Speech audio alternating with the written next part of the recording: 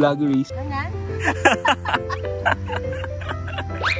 Pambata yan eh. Ganito yan, napakita ko sa'yo. Paano? Sige nga. Uy! Uy! Ang galing ah. Carlos Yulo! What is up guys? Welcome back to our channel. And yan, for today's video, mag-video tayo ngayon kasi mag-fake jogging kami. Tignan yung kasama ko guys. At pormadong para sa first jogging niya dito sa bago naming nilipatan. Actually, never pa kami nag-jogging dito sa Canada guys. So ako 4 years, 2 years. Never pa kami nag-jogging.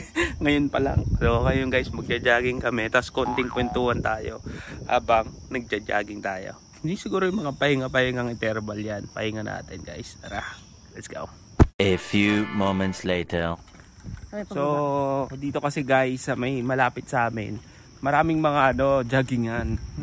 O kumbaga talagang siya, healthy living friendly. Yan, yes! Ganyan. Kaya matetempt ka talaga mag-jogging, may mga trail yan. Dala pa ng tubig si Darlene kasi umahoto eh. Mamaya naman sobrang init dito, may heat warning kaya samantala hanggat malamig-lamig. Sinamantala namin ngayong umaga kasi umulan kanina madaling araw. Kung makita nyo medyo basa-basa pa yung sahig ko. Basa pa yung sahig. Pero bilis na kayo, di ba? Dito kasi sa Bridgewater, medyo warm yung weather. Not compare dun sa area namin sa may Shelbourne, sa may Barrington, sa may Scarborough. Foggy naman, sobrang foggy. Tapos, naman, hindi naman sa humid. Dito kasi sobrang humid yung weather, kaya sobrang init. Kasi siguro dikit-dikit yung bahay. Oo, hindi din siguro kasi doon kasi sa atin medyo malapit kami sa dati namin tinitiran, malapit kami sa tubig. Tapat dito. Natin yung tubig. Dito wala eh. Wala talaga, puro puno. Daw puno is nakaka-help para mas malamig pero iba pa rin, di ba? Yan, nakita niyo na kami dito last time na naglalakad ni Darlene nung kinuwento ko sa inyo about sa permanent residency niya. Na permanent resident na nga din siya dito sa Canada guys. Woo! Tara, lakad-lakad muna tayo guys. Let's go. 1 minute 37 seconds later.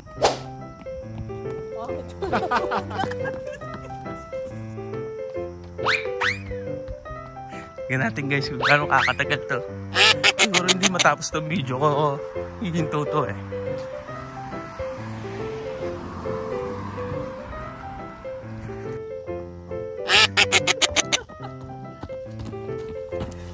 Vloggeries. Ayan guys, so sa mga naghanap ng apartment dito sa Nova Scotia, ito meron dito sa Bridgewater. Ayan. Post ko. Ayan, check nyo guys. Apartment, 2 bedroom. Ayan siya. Ko alam siguro. Hindi ka ba nagpapawisan? Let's go! Jogging! Jogging. Sabi sa inyo guys, it's a prank lang to. Uy! Hindi naman ito mag-stretching, hindi marunong. Stretching pa kabila.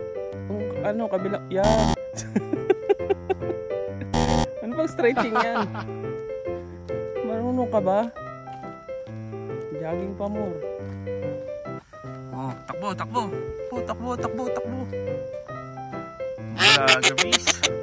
A few moments later. Ito pala guys, sa area namin guys, may libreng swimming pool.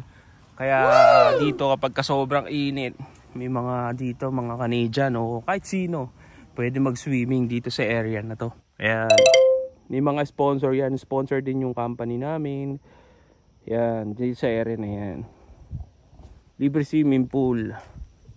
Ayan guys, dito na tayo sa harapan ng Lahave River. River nga pala yan guys. Nasa harap namin. Ayan o, si Robo. Uy! Oh, stop. Uy, may ice cream oh. Ano yan? Nag-alo ka ng tapos. Ito po, sige natin. Oo nga. Guys, yung river. Oh. Guys, ang linis dito guys. Wow!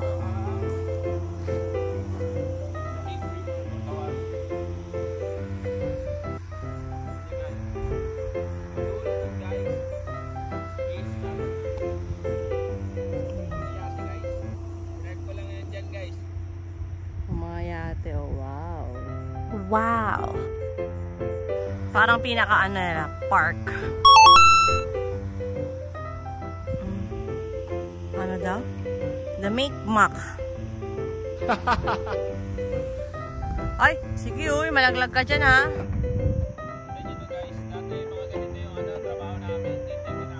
Ay, oo, sa ano, dock.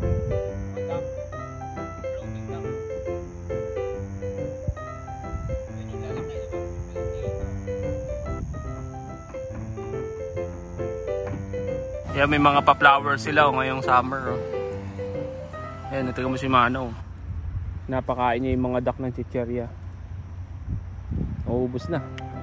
Aming duck. Duck! Duck! Duck! Duck! Duck! Duck! Duck! Duck! Duck! Duck! Seagull yan. Bagay, sarap tumambay dito. Jogging. Oh, mabilis. Tignan nyo guys yung drainage dito. Galing yan sa mga bahay-bahay. Lahat ng bahay dyan, galing yan dyan. Kita nyo naman yung dumadaloy na tubig. Walang kadumi-dumi ng basura. Diba guys? Linis. River to guys. Live river. Diba?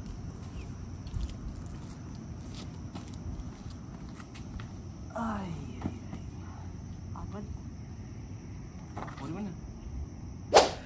So yun guys, pahinga muna tayo ng konti kasi nakapag-jogging na tayo ng mga 2 minutes. Nakatakbo na ng 2 minutes. Nakatakbo na tayo ng mga 2 minutes. At yun nga guys, sayang na sinabi ko sa inyo, usap-usap tayo, kwentuhan tayo tungkol sa update dito sa buhay namin dito sa Canada guys, no? And ayun nga, gaya ng sinabi ko nga na nakahanap tayo ng bagong work dito sa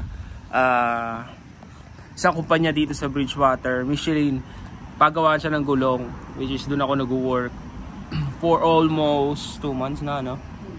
2 months. 2 or 3 months, magti 3 months na ngayong this coming 24.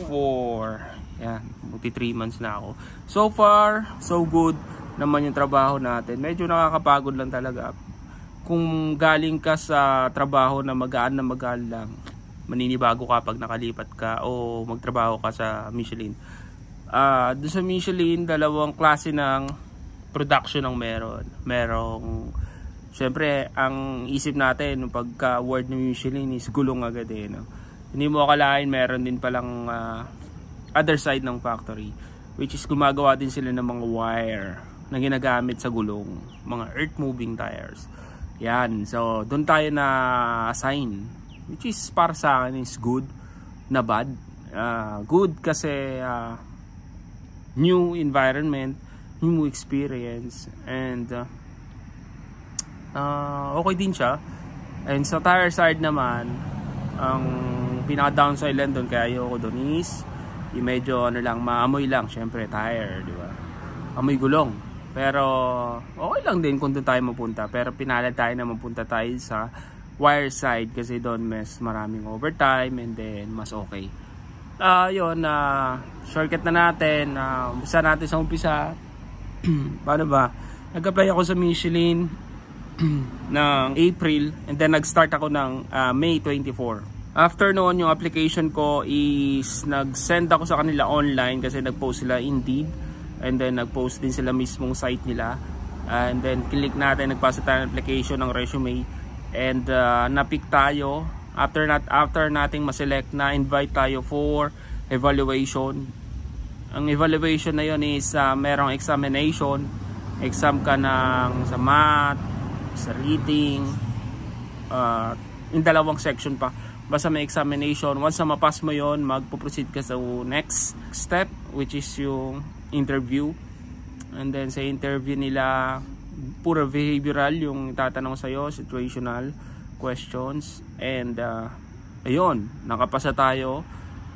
Within the day, nakuha din namin yung result. And within the day, alam nyo ba guys, sobrang nakakatuwa lang kasi within the day din, na-receive din namin yung result nung application na ginawa namin kay Darlene. Portal 1 pala yun na-receive namin nung the day na nagpunta kami doon. And then, ayun na, sunod-sunod na yung mga good news na dumating sa amin dito sa Canada guys.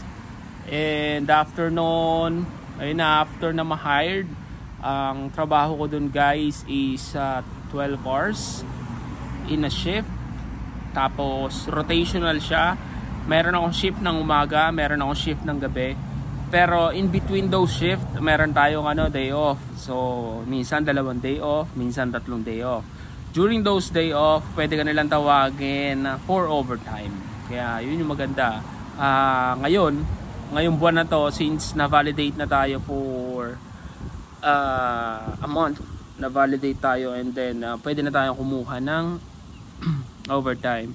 So yung guys, nag-overtime tayo ng 12 hours. So, napakaganda dito kasi madaming benefits, medical, dental, RSP, vacation, may mga other bonuses pa na marami ka na makukuha. Actually, so working ng isang buwan, meron kagad akong bonus na nakuha, no? 16 hours na yun. Ang tinatawag nila doon is magabigay lang sa'yo na pwede mong gamitin. For example, pumasok ko ng 12 hours ngayon, gusto mo lang ng 8 hours. Yung 4 hours na yung kunin mo doon, bawas doon, pero kompleto pa rin yung sahod mo. Di ba ganda? And ayun nga, sa sahod naman natin guys, ang per hour natin dito is nasa 26.3 plus premiums. Tumong nag-average siya ng almost $30 per hour ang salary natin guys. Kaya sobrang okay, sobrang laking jump nung difference nung sahod ko before kumpara nung sa ngayon. Kasi before ang per hour ko lang is nasa $20-50. Ngayon nag-jump tayo into 26 plus average na $30 per hour na tayo ngayon guys. So ayun, hopefully maging okay yung working condition natin dito sa Michelin. And although may hirap talaga sa pagtatrabaho, pero kung tsatsagain mo talaga, maayos. Kasi ang benefits nga, pwede ko isama si Darlene sa insurance ko. Lahat yun, lahat ng benefits is covered din ng mismong company. Kaya okay na okay din siya guys. So yun, yung update sa akin about dun sa bago nating work. And so far so good nga guys. And hopefully nga na maging maayos tong nagtatrabaho natin sa company na to guys.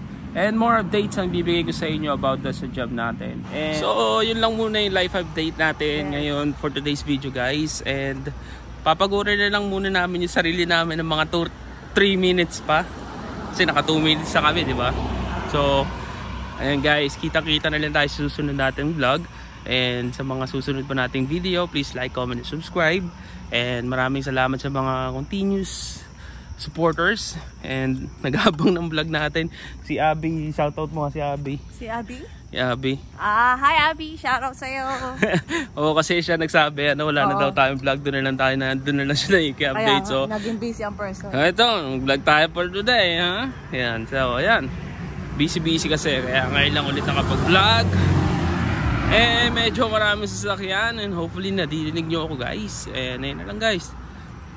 Closing na. Bye, have a good one. Hindi marunong.